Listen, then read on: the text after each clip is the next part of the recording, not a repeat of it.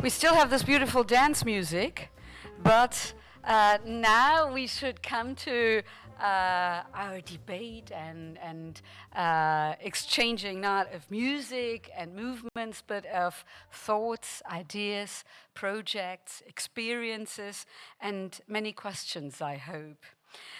So it is a pleasure for me to welcome you all in this morning session on peace and freedom in South Asia, the challenges ahead, the perspectives for future.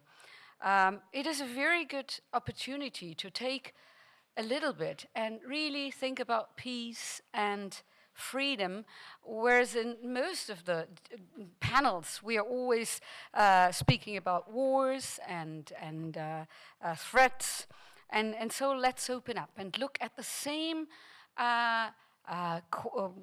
circumstances, but from a different perspective. I think it can be very, very enriching for all of us. So I am very happy to see you here in this side of the Palace Hotel. And we know we have a great competition in the other room, but this is the place really to discuss peace and freedom. Unfortunately, two of our guest speakers could not make it to Estoril because of very still strict COVID restrictions regarding the health of family members, so it was not possible to have them here. But we do have our good friend Narayana Ganesan here from Japan or Indonesia at the moment, and so it is really a pleasure to have this broadcast that we can reach out for so far away. And of course, in our panel here we are now complete with Professor Bill Hasselberger and Professor Jan Wooters, which we will present in a moment. Let me just start by saying that it is very important, in my view, to debate the topics that we have here. Because, of course, China's role in this region is unquestionable in South Asia. And it is, in fact, central to our conference, and for many, many good reasons. But we must also look beyond geopolitics and the new or not so new scramble over this region, especially because there are questions we must address when we discuss peace and freedom, not only as possibility, but maybe also as a reality. So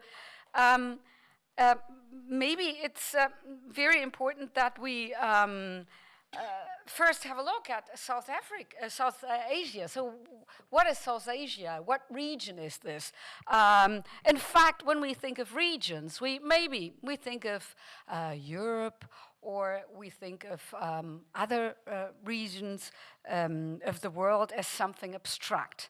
But please, let's get it really, really concrete. So South Africa, it's many, many different countries, very diverse, and population, it's about 1.9 billion people. So it's almost 2 billion people. So it's not just a region. And it's a population that is very, very young. Demographically, this region is expanding a lot. And of course, this has many, many implications. It is also a region where many countries, regarding to the evaluation of Freedom House, are not free. If we look at the number of internally displaced people, and if we look at other data from the High Commissioner for Refugees of the United Nations, we will see that the numbers are very, very high, and that there is a lot of concern on many fields that regard human dignity. And I'm not referring only human rights as we know them, maybe in Western country, but I'm speaking on the basics of human dignity.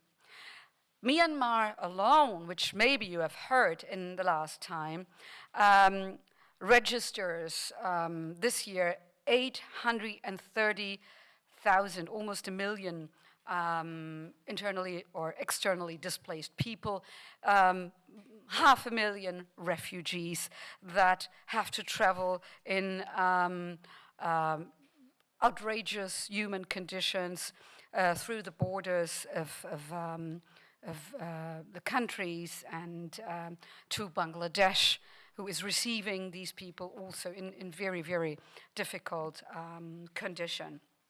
So, I don't have the map here, and next time I will have to bring it.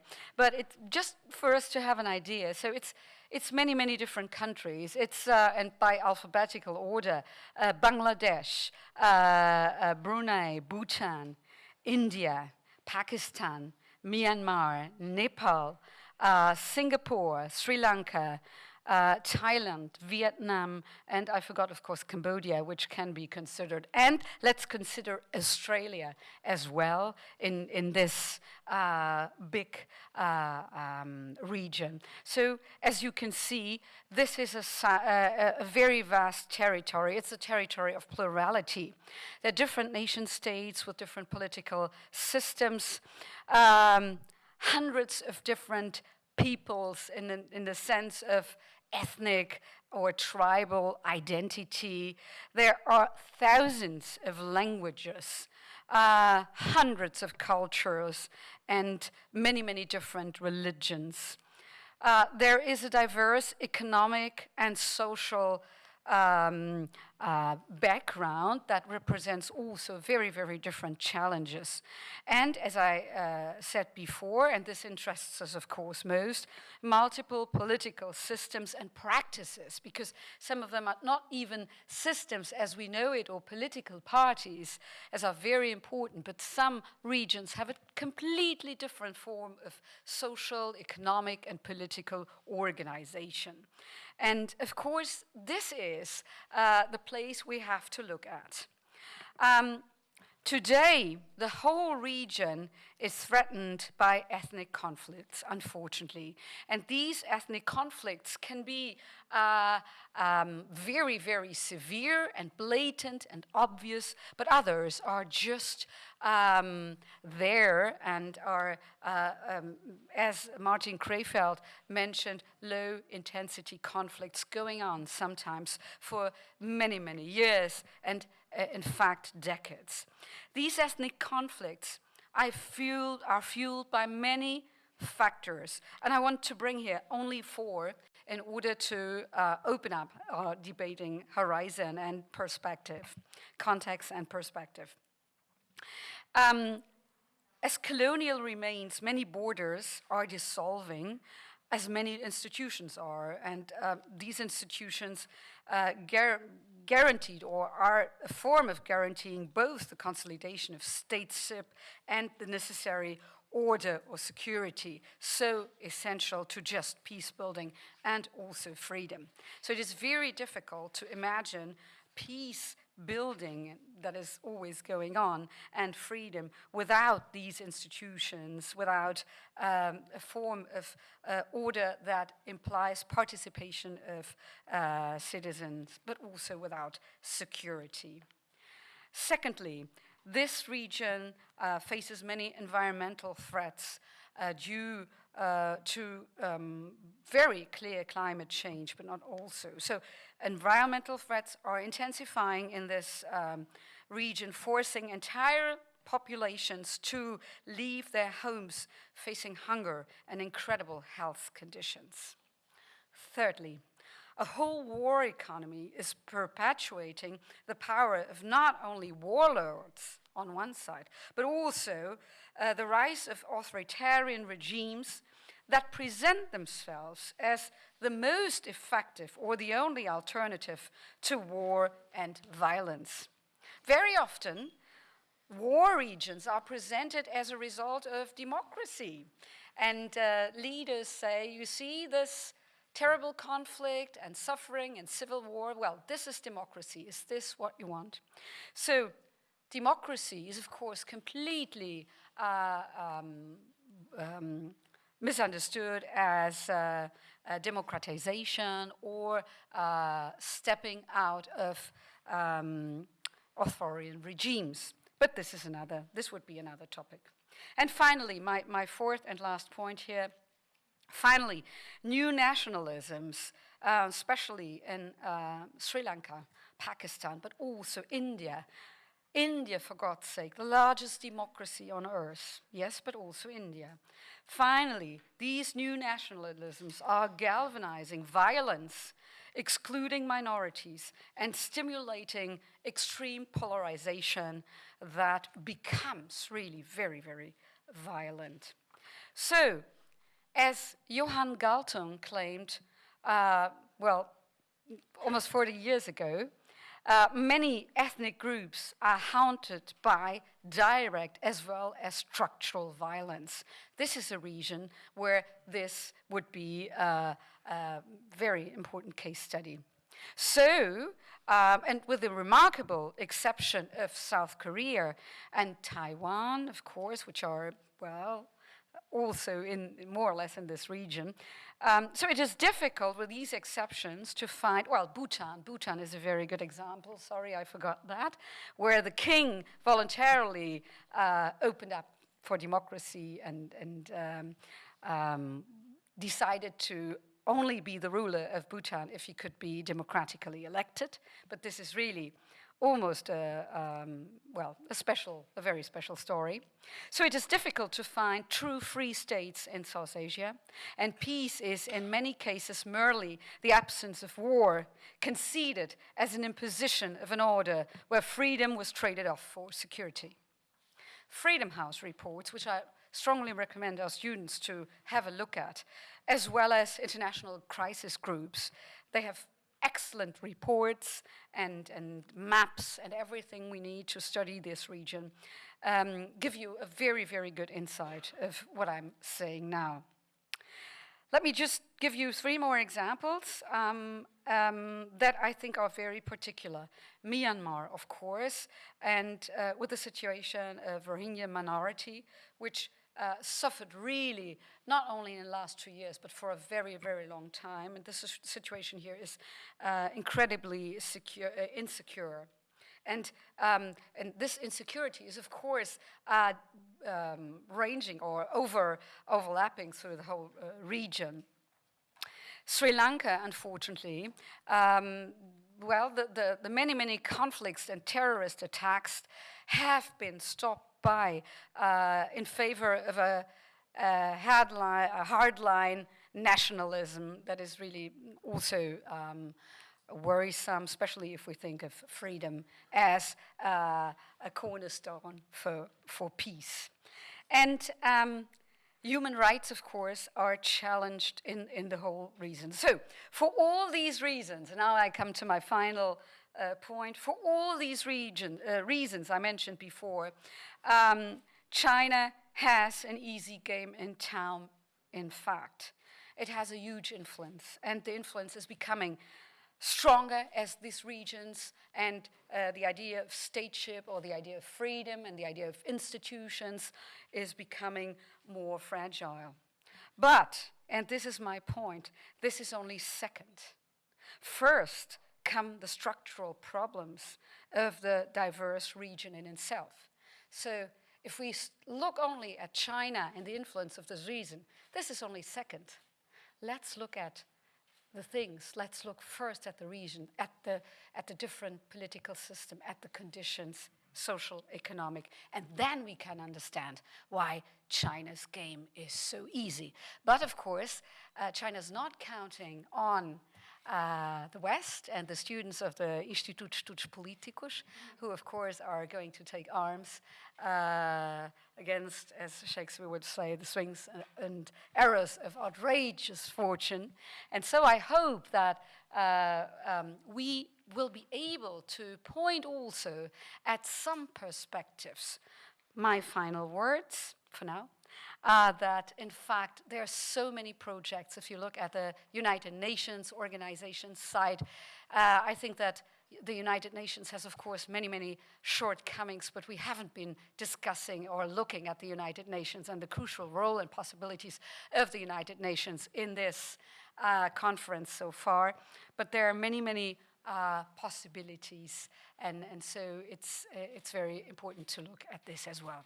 And so I give the floor to our wonderful speakers this morning, and to Professor Bill Hasselberger, who's going to moderate the session. Thank you.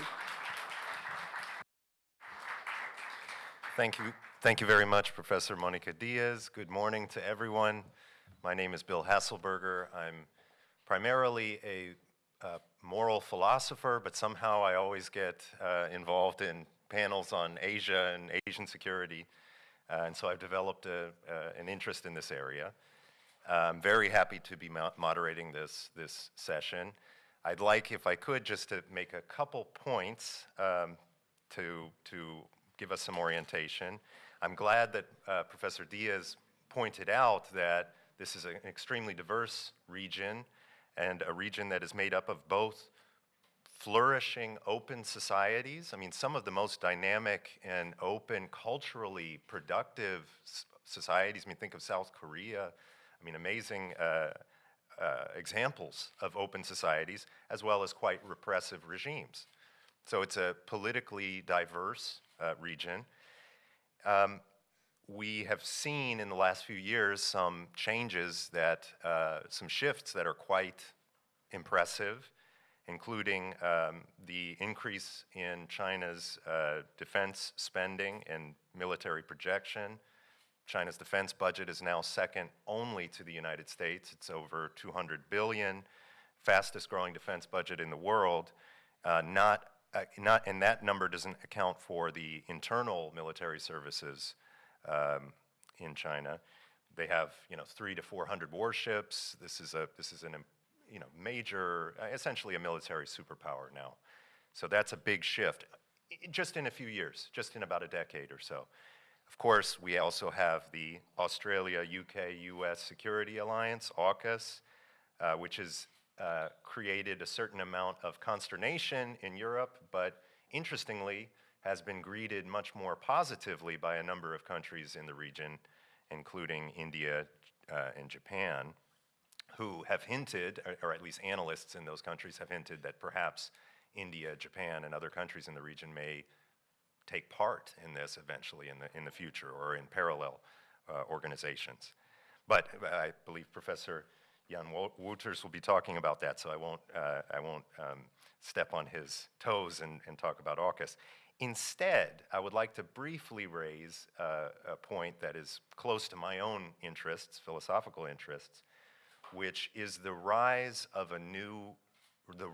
and spread of an unprecedented new regime type, which is a kind of autocracy fed by advanced technology, artificial intelligence, big data, predictive analytics, cutting-edge technology that can be used, of course, for lawful and benevolent purposes, or unlawful, illegitimate purposes that contravene human rights.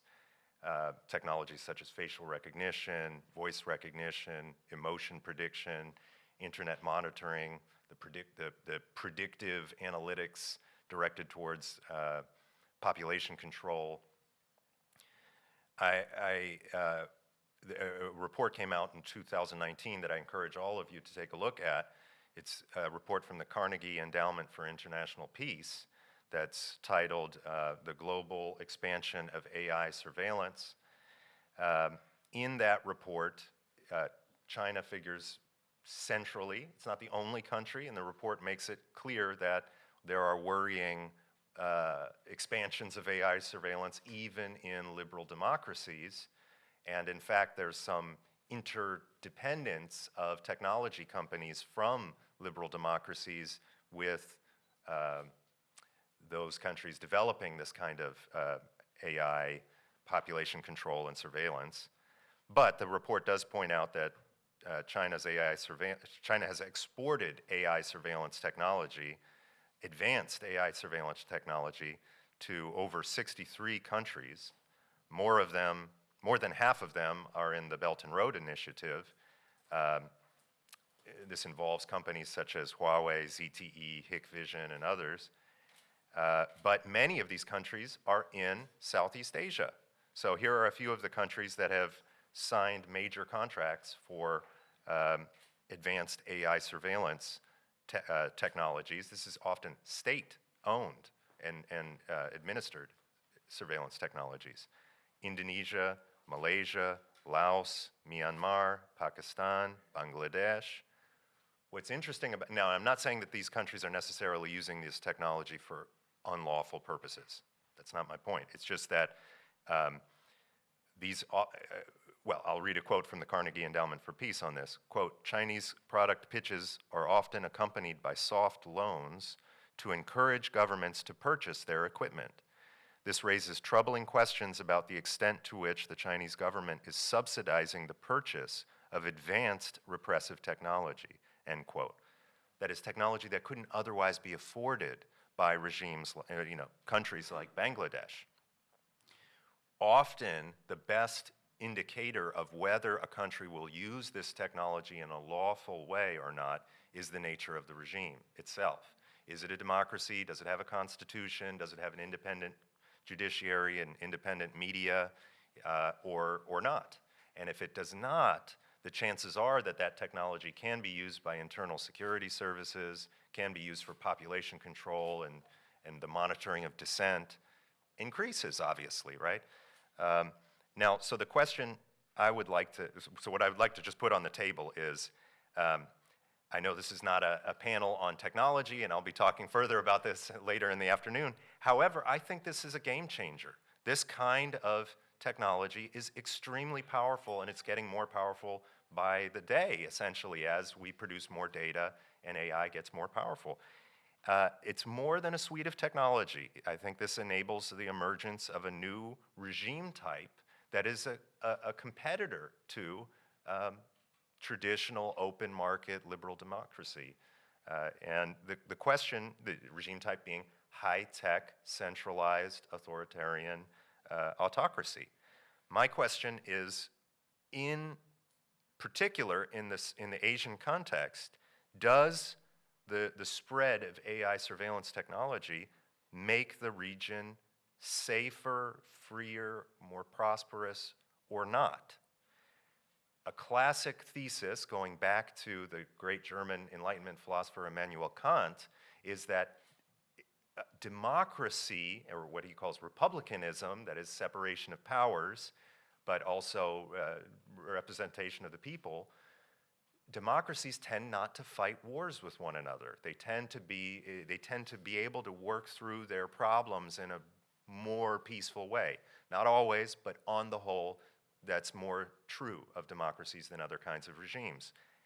Now that we have a really strong, growing competitor to democracy in the form of AI-powered autocracy, how does this change the balance of power in Asia? And does it make Asia less safe, less free?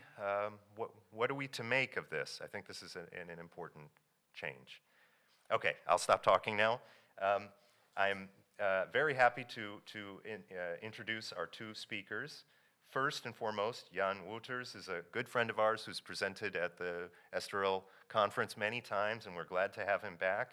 He's full professor of international law and international organizations and director for international law and of the Leuven Center for Global Governance Studies at KU Leuven.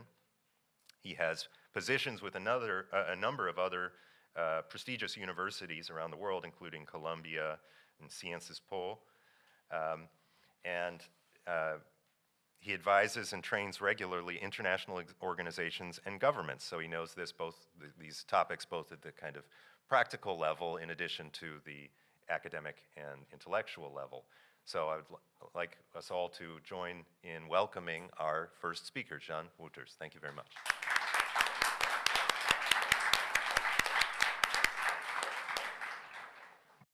Thank you very much. I always like to be at conferences where they applaud in advance. It sets a good atmosphere. Excellencies, colleagues, ladies and gentlemen, dear students, it's a great pleasure to be back at Estoril. And I would like to go immediately ahead and focus on the question of peace and security in the Indo-Pacific.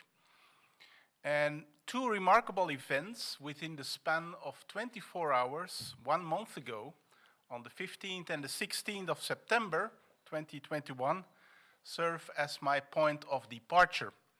First of all, on 15th of September, the leaders of the United States, the United Kingdom, and Australia caught the world by surprise by announcing the creation of an enhanced trilateral security partnership called AUKUS. At the heart of AUKUS is a commitment by the US and the UK to provide Australia, a non-nuclear weapon state, with at least 8 nuclear-propelled submarines that will operate using highly enriched uranium. But the countries also announced that with the creation of AUKUS, and I quote, they embark on further trilateral collaboration to enhance our joint capabilities and interoperability. These initial efforts will focus on cyber activities, artificial intelligence. William spoke of China's high-tech AI sales in that respect, quantum technologies, and additional undersea capabilities, end of quote. That is about all that we know from AUKUS, because the White House statement, that's all we have. And as an international law professor, I feel frustrated because I've looked, of course, immediately, where is the text of the agreement? I need to analyze, I need to see what it means. Does it contain real strong security guarantees? Does it include a kind of solidarity clause? I mean, is this the new NATO? All these kind of questions for which you want to look for a text, but it's simply not there. And some people say it simply doesn't exist yet. So let's wait and see then. But then, the next day, 16th of September, the European Commission and the EU High Representative for Foreign Affairs and Security Policy, Mr. Borrell, presented a long-announced joint communication on the European Union's Indo-Pacific Strategy. That strategy is centered around 7 priority themes on which the EU wants to work together with its partners in the region. Defense comes only 6th of those priorities. Let me just quickly enumerate them. Sustainable and inclusive prosperity, green transition, ocean governance, digital governance and partnerships, connectivity, security and defense, and human security. The plan of the EU is to promote an open and rules-based regional security architecture, including secure sea lines of communication, capacity building, and enhanced naval presence by EU member states in the Indo-Pacific. Furthermore, the EU will seek to conduct more joint exercises and port calls with Indo-Pacific partners, including multilateral exercises to fight piracy and protect freedom of navigation in the region.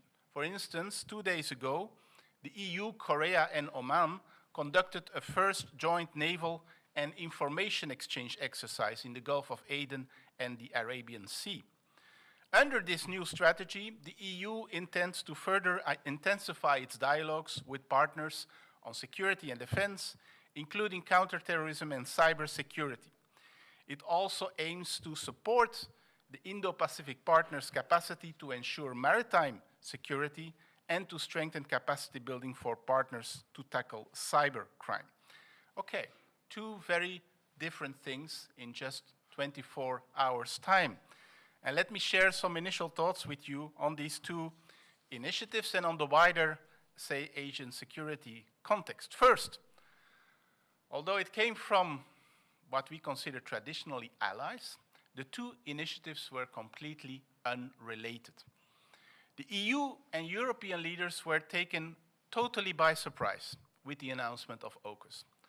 Worse, the release of their own, say, long-awaited EU Indo-Pacific strategy was totally overshadowed by all the media hype about AUKUS. The blow for France, which had to hear just a few hours before the announcement of AUKUS from the Australian government that it cancelled its 50 billion euro submarine contract, was all the heavier. You remember the French Foreign Minister Jean-Yves Le Drian saying it was a stab in the back.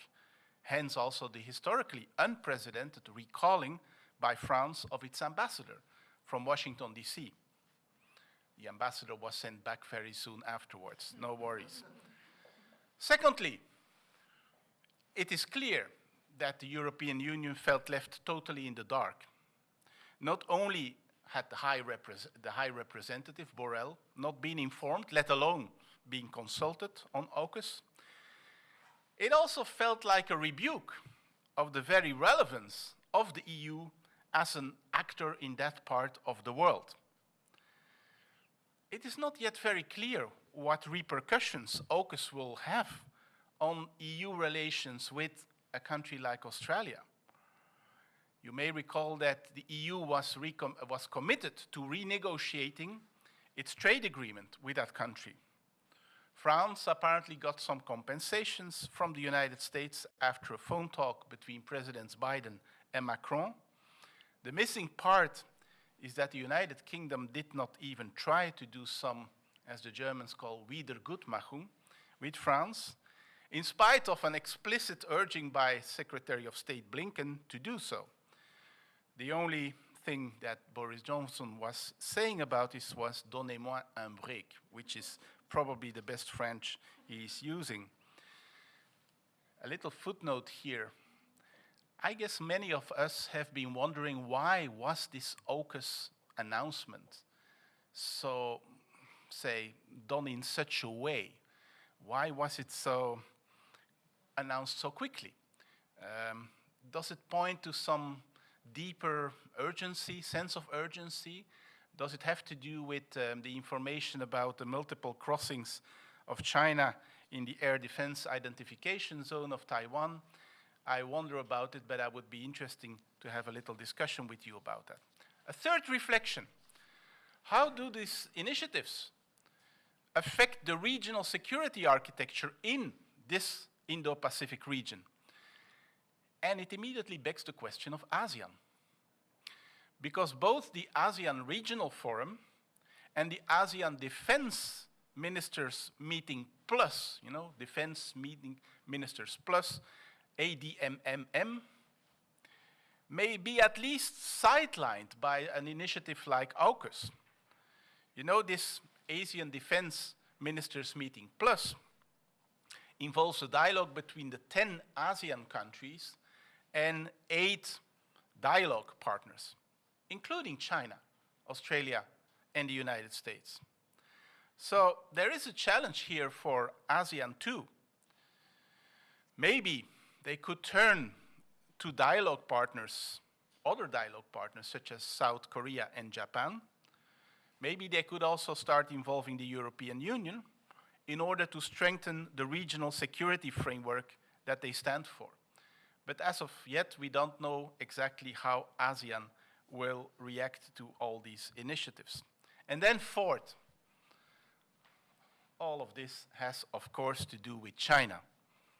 Although both President Biden, when announcing AUKUS at the White House, and High Representative Borrell, when announcing the EU Indo-Pacific Strategy, went out of their way to emphasize that their respective initiatives were not directed against China, but read the negative reaction from China itself. Things are rather clear. And so we are back here with the elephant in the room. That has been in our room, in fact, for the whole duration of this 29th Estoril Political Forum. We cannot avoid the subject. And it brings back, of course, to the fore the question on the divide between the American and European approaches to China. So please allow me, if I may, Mr. Chairman, a couple of reflections on this. First, we all know that the United States would like Europe to follow its lead on a more determined approach to China. Remember the G7 meeting in Cornwall.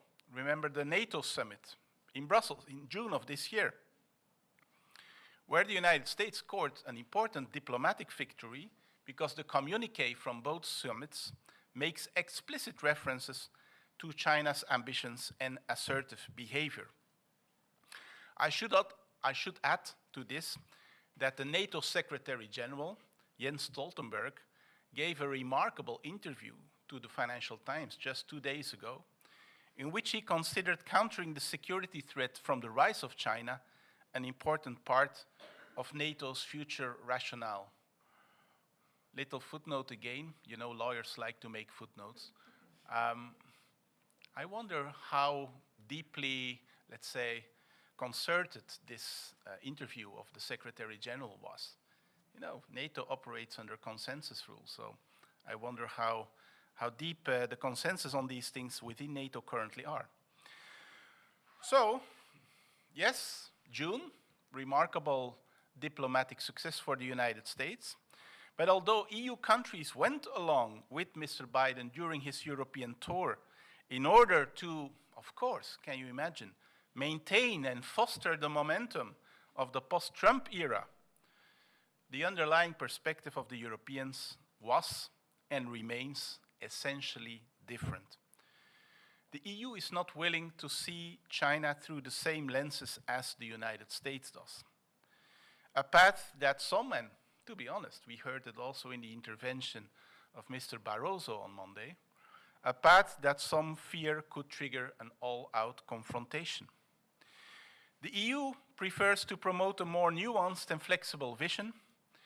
I refer to its 2019 strategy, in which the EU defined China for the first time as a cooperation partner, a negotiation partner, an economic competitor, and a systemic rival, end of quote. And those four terms capture, indeed, the nuanced approach of the European Union.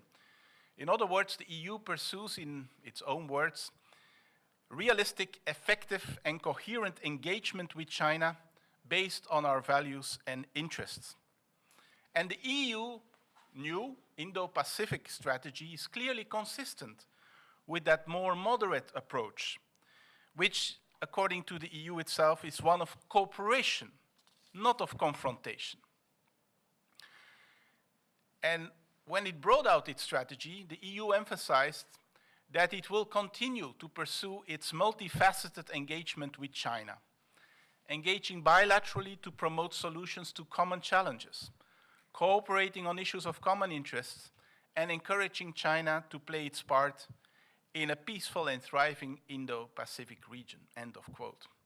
So, in its strategy, the EU continues to go for bilateral engagement for common challenges while pushing back where fundamental disagreements exist with China.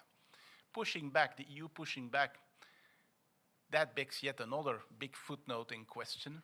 What are the tools of the EU to push back? And is it prepared, does it have the political will to use those tools efficiently? One of those tools is, of course, trade and investment. You all know that in December last year, under the German presidency, of course, an agreement in principle was reached between the EU and China regarding the so-called CAI, the Comprehensive Agreement on Investment. Now, in spite of, say, Germany's best efforts, that agreement is currently in a kind of comatic stage, because for such an agreement to be ratified, we need the European Parliament to approve it. And as you may recall, in the beginning of this year, quite a number of members of the European Parliament were put on a Chinese sanctions list. And the European Parliament has made very clear that as long as its MEPs are on that sanctions list, there is no way they are going to start even discussing the approval of the CAI. So let's see, indeed. This is one example of ways in which the EU can indeed push back, but there must be other ways, and that's something maybe for our discussion. What can we concretely expect from this EU Indo-Pacific strategy? You know, the EU is the EU, so you have a lot of soft power there and very little, if any, hard power.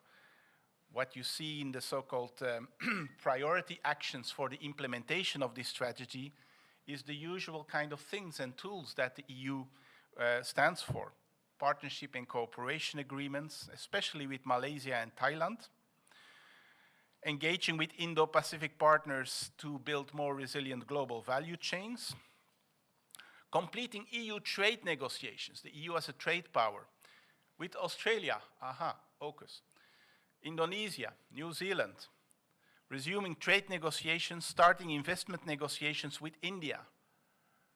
As you know, we have been negotiating for so many years a trade agreement with India, and we're still not there.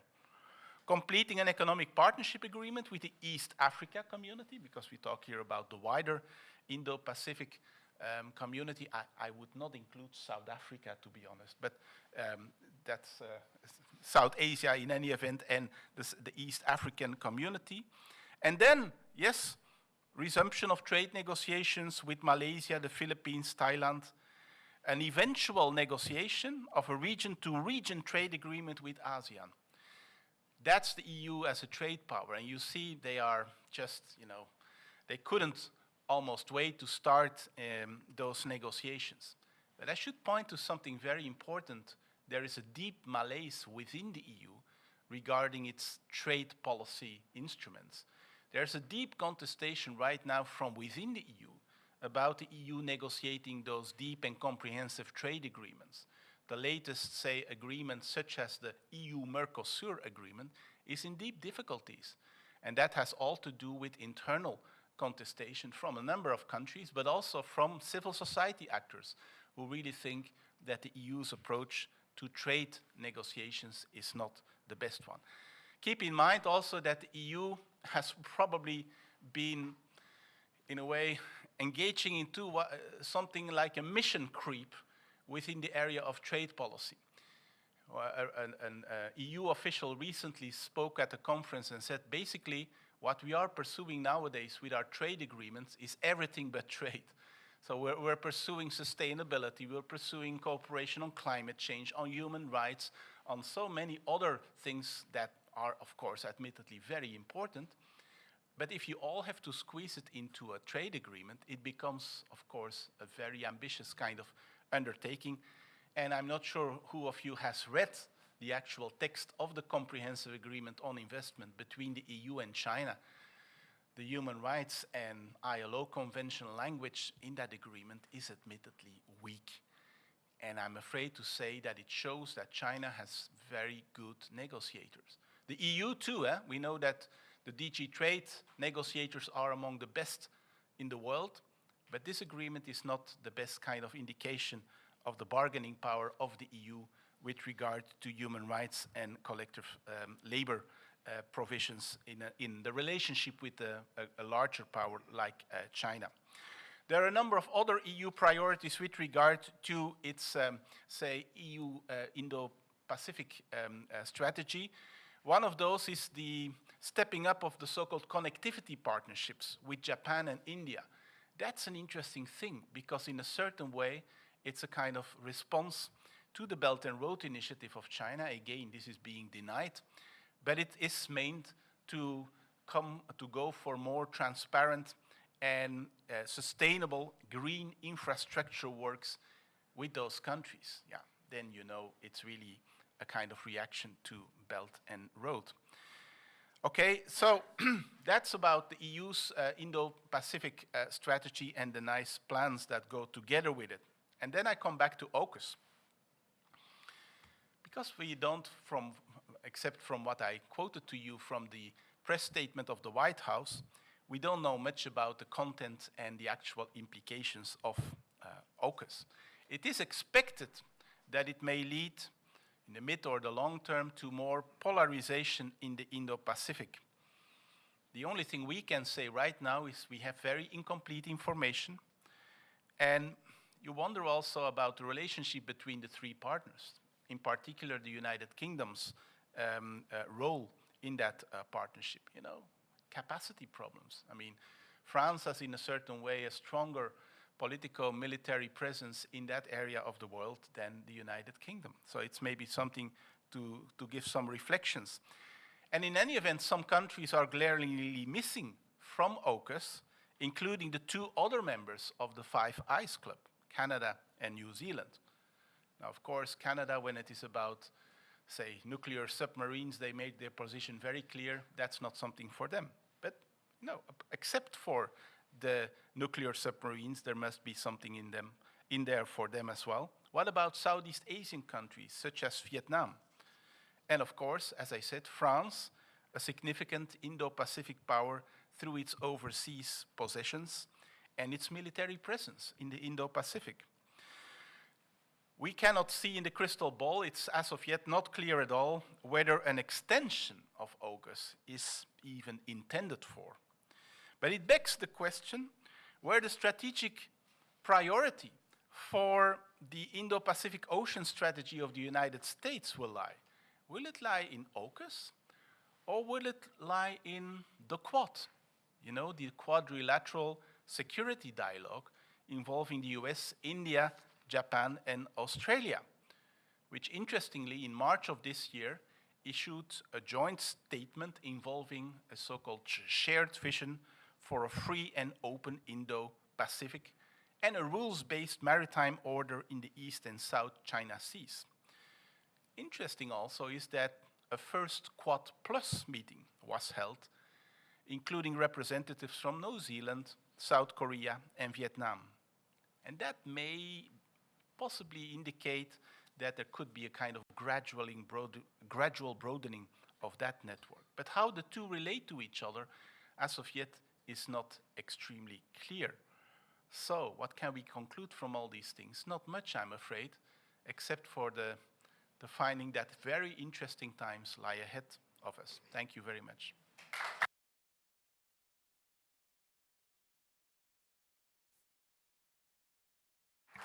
Thank you very much, Professor Wooters. If I may, just two notes that came to mind during your speech. We've been discussing the separation between Europe, or the gap between Europe and the US on this. There's an interesting gap in the United States itself between Wall Street and the financial sort of world and Washington in particular on China, that we do see still a lot of interest on the part of big name, Wall Street investors. And so there's kind of parallel tracks going on in the US as well. Last point about Europe, I just wanted to one more time plug the Carnegie Endowment Report, which involves a discussion of a project in France, a couple projects in France involving ZTE and Huawei, one of which has the somewhat Orwellian name Big Data of Public Tranquility Project, which is a project in Marseille, France, which involves a massive amount of AI-powered surveillance cameras and an intelligent command center, and this is, I'm quoting now from the Carnegie Endowment, quote, with algorithms to detect unusual movements and crowd formations, as well as a system that was, quote, gifted by Huawei to a town in northern France, a surveillance system. So you see that there's parallel tracts going on in the US, in Europe, sort of around the world. It's the situation is quite murky indeed. Okay, on that note, I would like to introduce our next speaker. We're very happy to have joining us all the way from the other side of the world. I'm not sure what time it is there, I'm afraid to ask, but Professor Narayan Ganesan is a professor of Southeast Asian politics at the Hiroshima Peace Institute in Japan. Professor Ganesan has contributed papers a couple times to the Estoril Political Forum, and we're happy to have him joining us virtually. He's a lecturer in political science and Southeast Asian studies at the National University of Singapore from 1990 to 2003. His work focuses on issues of intrastate and interstate conflicts in Southeast Asia. And particularly interesting in his bio, he, from 2014 to 2000, he was involved in coordinating and training the Myanmar civil service and academics at Yangon and Mandalay universities with funding from the Konrad Adenauer Stiftung. So another interesting example of Europe's role in Asia. So thank you very much, Professor Ganesan. We're glad to have you. The floor is yours. Thank you. Good morning. It's almost 7 p.m. here to answer your question. just about dinner time, when I would normally have a glass of wine before that. In any event, I'm going to address the two major issues of the meeting. One is democracy, and the other is security. So what I've done to help me is to put together a series of slides, only 4 in all, as I speak, so that you will then have a feel for what it is that I'm referring to, and it will also assist me in my presentation. So I'll start with the slide presentation now. Can we have the slide? Yes, we can see them. No, the slides. They had slides that they were supposed to put up. We can. No, We it's can not see, coming on. We see a slide. Oh, you can see the slides. Yes. No, I do not. Oh, you don't see I the cannot slide. see the slides. Can you? Okay, it's all right. It's all right. Okay. If I have a printout, fortunately, and I'll go on that basis. So I would like to discuss 3 issues regarding major developments in Southeast Asia. The first is democratic deterioration in the region.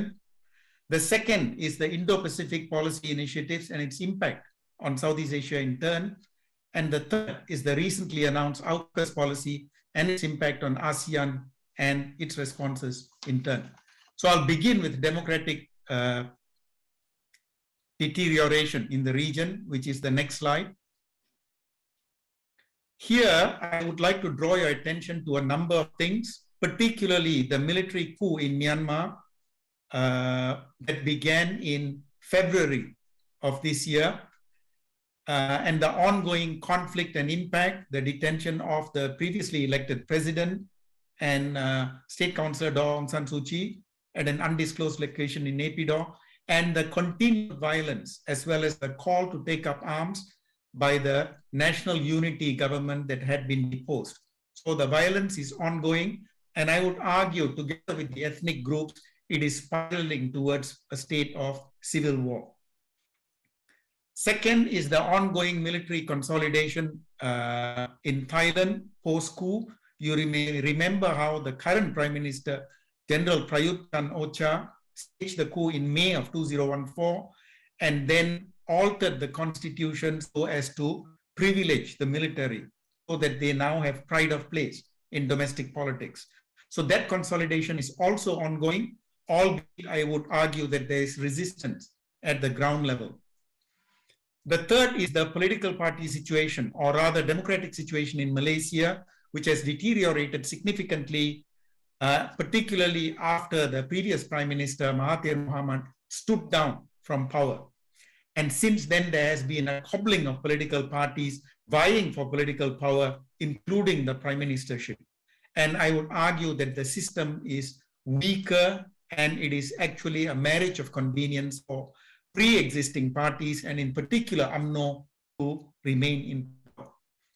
The next is the authoritarian consolidation in Cambodia, as you would know, where Prime Minister Hun Sen has taken very strong action against the political opposition, and in particular Sam Rainsy.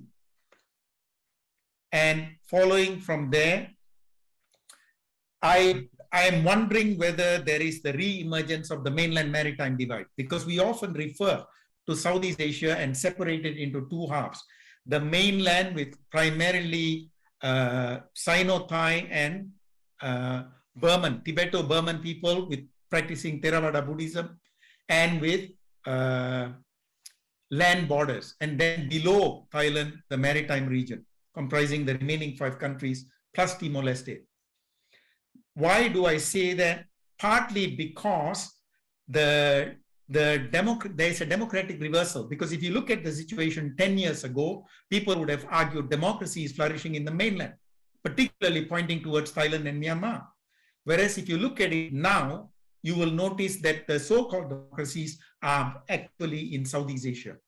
And those that condemned the Myanmar coup in the strongest terms, all 4 countries came from the Maritimes: Philippines, Malaysia, Indonesia, and Singapore. And it was on the basis of their input that General Min Aung Hlaing was not invited to the ASEAN meeting that is going to be held. So the other question that arises in my mind is whether geographical proximity to China has anything to do with it. Why? Firstly, because the countries in the mainland often have a border with China, geographically proximate to China, and China figures very prominently in all the countries, as you may know. Part of the Belt and Road Initiative, particularly for Thailand and Myanmar, but also in terms of trade, where it's one of the top 3 trading partners for all the states in Southeast Asia. So now I've addressed democratic deterioration in the region. I'll move on to the next slide. And here I'm going to discuss what the previous speaker had spoken about, the Indo-Pacific Policy thrust, the initiatives and its impact in turn on the region. The first, I would say, in terms of landscape changes, is the induction of India into the traditional US web of allies. That did not obtain in the past. So that is, in a sense, new. Secondly, I would argue that it has enhanced the regional role for Australia, India, and Japan as part of the Quad countries that was mentioned earlier in the region. And there are some structural impacts that have come about as a result of this. I'm hurrying a little because I was told I have a 12-minute time limit, the shortest I've been allotted thus far, I might add. In any event, so the structural impact of the policy is firstly the agreement between India and Indonesia to construct a naval base at Sabang on V Island on the mouth of the Andaman Sea, at the mouth of the Andaman Sea. And the second is the Australian offer to build a naval base in Papua New Guinea. Thus far, the response from ASEAN countries has been lukewarm, including Indonesia, which is the largest maritime state, as you would know, and regards itself a maritime power in the region with more than 17,300 countries. And finally, I would like to say that there is a widespread perception that they are not keen on joining any kind of alliance which is aimed at China in a negative sense. In other words, anything that is meant to be a policy of containment towards China is generally not welcome. Like I told you, largely because of trade interests and investments, and also diplomatic protocol, being geographically proximate states to the region, and China, India, and Japan being the 3 major Asian powers. Now I'll move on to the last slide and discuss AUKUS. Now, this policy, as you would know, is far more recent, as mentioned by the previous speaker, about a month old. And there are some, firstly, it is going to increase the profile of Australia and the United Kingdom in regional security. And in a sense, it harkens to historical times compared to what exists at the present time.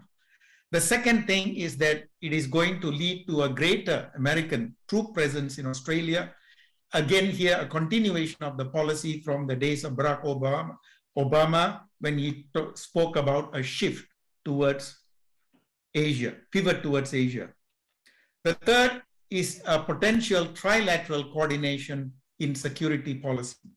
While the terms of such coordination have not been announced up to now, there is the feeling that something will come about as a result of this. Now, what else it could impact on, among other things? Firstly, it could impact on the 5-power defense arrangement with the United Kingdom as the anchor power and comprising Australia, New Zealand, Malaysia, and Singapore. Commonwealth countries, and that grouping has just celebrated its 50th anniversary just now.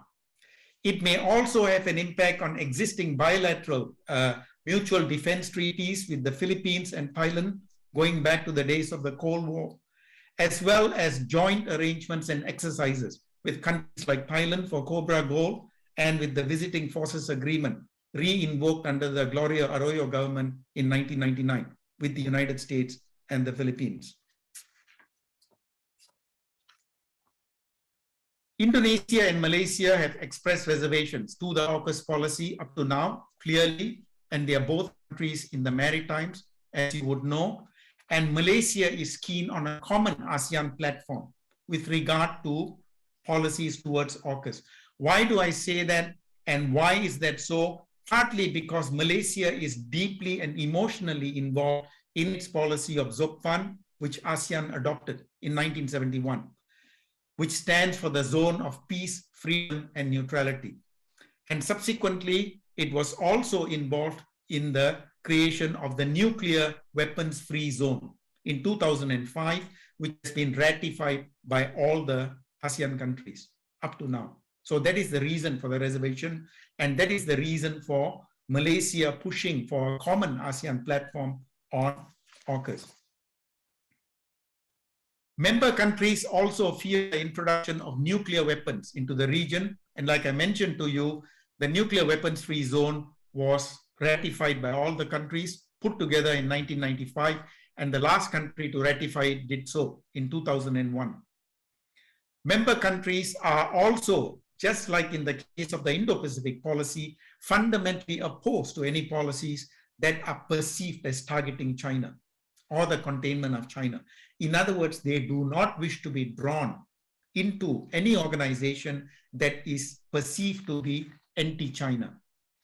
And finally, I would like to say that if this policy comes through and that there are major involvement of all the three countries in the region, and in particular for things like the freedom of navigation, which individual countries have been doing and sometimes jointly, then it may benefit the Philippines and Vietnam, which have overlapping territorial claims with China and have in the past had very high level of tensions with China. So with that last point, I'll conclude my presentation. Thank you.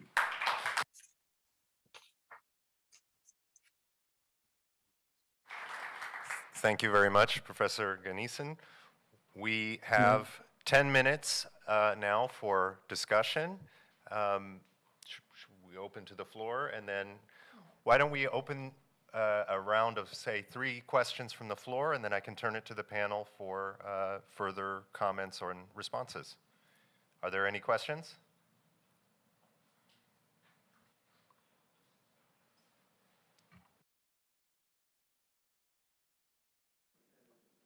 Very much. Thanks to all the panel. My question is regarding India, because obviously the United States is pursuing a different policy regarding India, taking India into its allies. In Manchester, for instance, the British Foreign Secretary Liz Truss really focused on India and the fact that and the importance of agreements between the United Kingdom and India. And my question is, India right now is under the government of Modi, and there are some human rights violations in that country.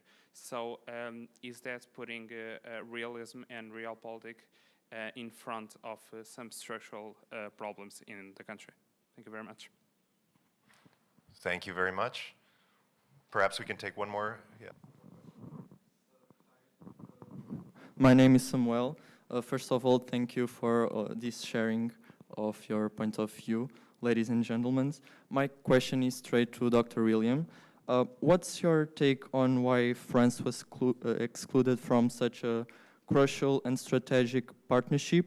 Would this not be a reinforcement in order to combat Chinese supremacy in the region, or is this the case where less is more? Thank you. Thank you, and we'll have one more question here in the front.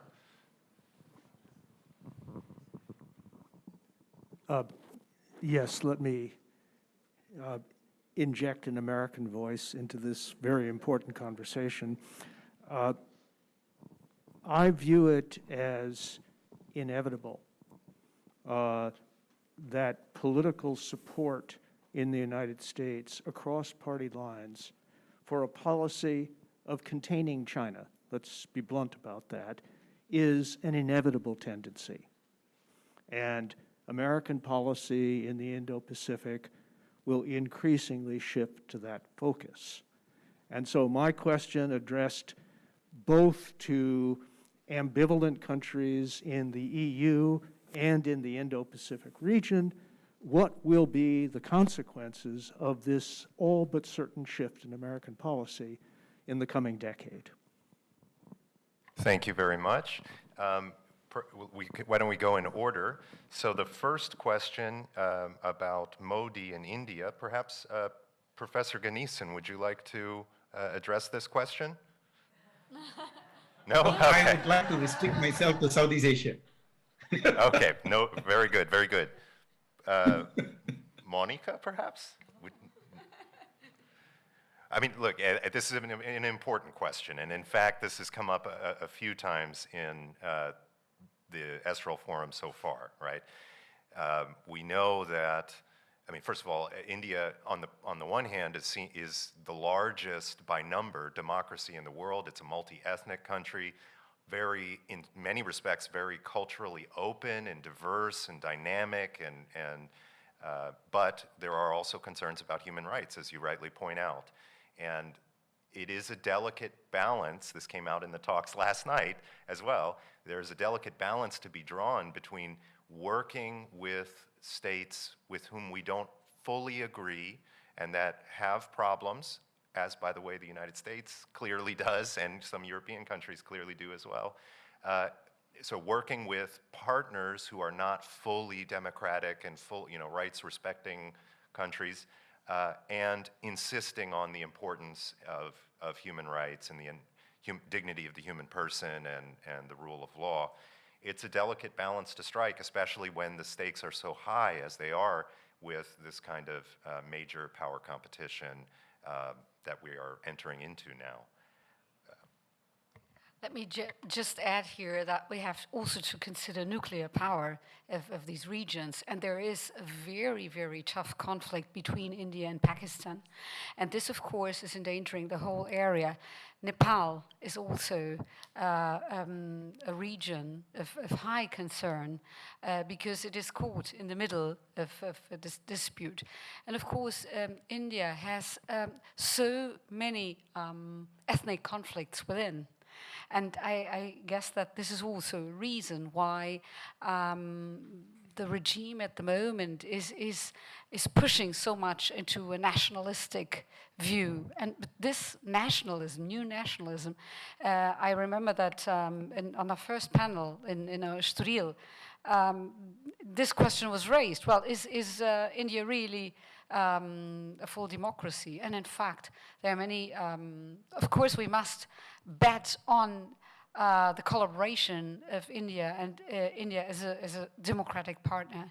This is what European Union has to do in the United States. So we must try to keep democracy and participation, and it's very vibrant participation.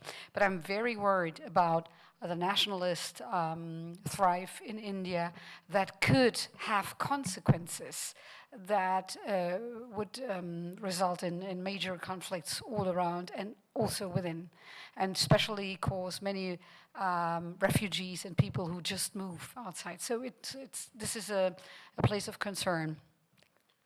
Professor Wooters?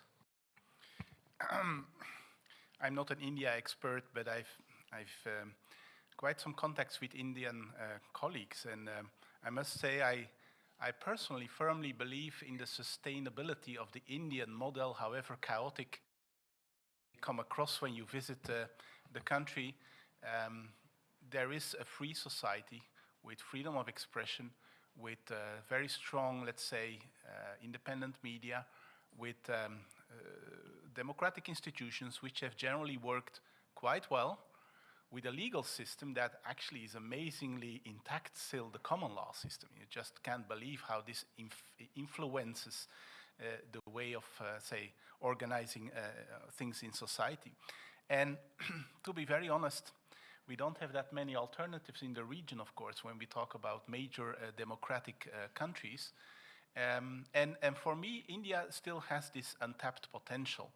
But I also sometimes have the feeling that India has, like the Germans say, zwei Seelen in ihrem Brust, two souls in her, in herself. One soul is still what I consider a little bit the old India of the NAM, of the non-aligned movement. It's the times of the Cold War, it's a time of associating and in a way distancing yourself from the West, not wanting to be involved in too close partnerships, insisting on your independence and sovereignty and what have you, also from a global South perspective. And on the other hand, something I must say I saw very clearly when India became an active player in the G20, it's the more future-oriented India that really invests in partnerships, in economic cooperation, in high-tech cooperation, in trade deals, and so on and so forth, and which under Prime Minister Singh was very strong and really delivered its first, I think, results. But I see these two things still opposing each other, and it's even interesting to see that you have this sense of being still a little bit in the NAM environment when you visit the Indian Ministry of Foreign Affairs, whereas if you are around the Chancellery of the Prime Minister, you're in the other type of India. So it's an interesting choice, I think, that India at some stage will really have to make much more consistently. Thank you very much. If I could just say very quickly in response to the France question, and then we'll turn to Bill Galston's question. The question was, why was France excluded, and was this a good move? I'd like to maybe question the presupposition of the question. I'm not sure it's right to see France as excluded from this, from AUKUS. I recognize that this was this was perceived as a stab in the back, as was said. However, I think Australia had been interested in getting out of the agreement with France for some time, that this wasn't out of the blue, that they were interested in getting out of this agreement because diesel submarines from France are no match for nuclear-powered ships in the region. And France could have sold nuclear submarines to Australia. France has nuclear submarines. I think that France is one of the oldest partners of the United States, one of the oldest allies of the United States. This, I hope, was a blip, a bump in the road, and that, in fact, France may one day participate in these kinds of structures. I will say one last thing. An event that has not come up in the panel that I think changed Australia's strategic calculus was the fact that ad hoc tariffs were placed on Australia in the wake of Australia's public call for an independent inquiry into the origins of the coronavirus pandemic. China put ad hoc tariffs on Australia as a kind of punishment. And I think Australia has seen this kind of ratcheting up for several years and did not feel secure in the region. And if you were Australia, would you want diesel submarines from an old-fashioned kind of technology, or would you want advanced nuclear-powered submarines? And then lastly, Bill Galston, I would like to turn this to the panel because what will be the long-term implications in the region for this shift in American policy? Professor Ganesan, please. Yes. I speak with reference only to Southeast Asia because the question was why countries seem to be half-hearted in expressing clear support for the policy. Well, I would argue that there are a number of reasons, and it is not a simple yes or no situation. I will identify some of them for you. First is China is a major trading partner, like I told you, one of the top 3 for all countries in the region. It is also a major provider of foreign direct investment, including infrastructure development. If you look particularly at countries like Malaysia and Indonesia, for example. Additionally, there is an issue of the domestic population in some of these countries being ethnic Chinese. In the case of Malaysia, 25%, in the case of Singapore, well in excess of 70%, And if you go to look at countries like Vietnam, Thailand, Philippines, Indonesia, they all have ethnic Chinese in their population. And that, in a sense, colors the situation. There's also traditionally a preference for balance of power. In the past, countries like Philippines and Thailand had clearly allied with the United States as part of the hubs and spoke strategy, just like Japan and South Korea. But for countries like Malaysia and Indonesia, for example, they have traditionally preferred a balance of power. Singapore, for example, would say balance of power, but it means overwhelming American power. Other reasons I can think of, it is also partly colored by the legacy of colonization. And there is some amount of trepidation with regard to allowing foreign powers and foreign troops into the region. And Malaysia and Indonesia, like I mentioned before, the most aversive to such. In fact, Singapore had to go to great lengths to explain to them the MOU with the United States in 1990 and the subsequent implementation arrangements and addendum to that agreement. And finally, I would say that recent US leadership has also left a bad taste in the mouths of some leaders under the previous president. So there are a combination of reasons for the seeming lukewarm response. So this would be my answer with regard to Southeast Asian countries. Very good. Thank you very much, Professor Ganesan. I see that we have more questions, but we're actually out of time now. And if I could just turn the floor over for a final note to Professor Wouters. That's a heavy responsibility, of course. But I'd like to engage with William Galston's point. And I would like to make a quick reference to what we went through in the Cold War. Because in the Cold War, we too had, say, certain shades of gray in the European positions and in the American positions. And remember Willy Brandt's Ostpolitik, the efforts in Europe to come to some degree of détente and whatever. And in a way, it also was then, if you wish, institutionalized within the Conference on Security and Cooperation of Europe. But I think, to be honest, that the EU must make up its mind more clearly about the actual toolkit it wants to use vis-à-vis China, both in the positive and the negative sense. Because let's face it, the EU has actually quite strong tools if it wants to. The trade sanctions, which it uses nowadays mainly against smaller powers, where it doesn't have to fear much tit for tat, is really, in principle, a very strong tool. And what are the current trade sanctions of the EU vis-à-vis China? They date from 1989, from the reaction to the Tiananmen Square. It's an arms embargo, that's all. I think that the EU, when it really wants to be serious, it should use the full panoply of its instruments vis-à-vis China, and sometimes become serious also with regard to what we call restrictive measures. Thank you. Thank you very much, everyone. We are now eating into our coffee break, but I would like everyone to join me in thanking our speakers today. It was a great panel. Thank you. Thank you.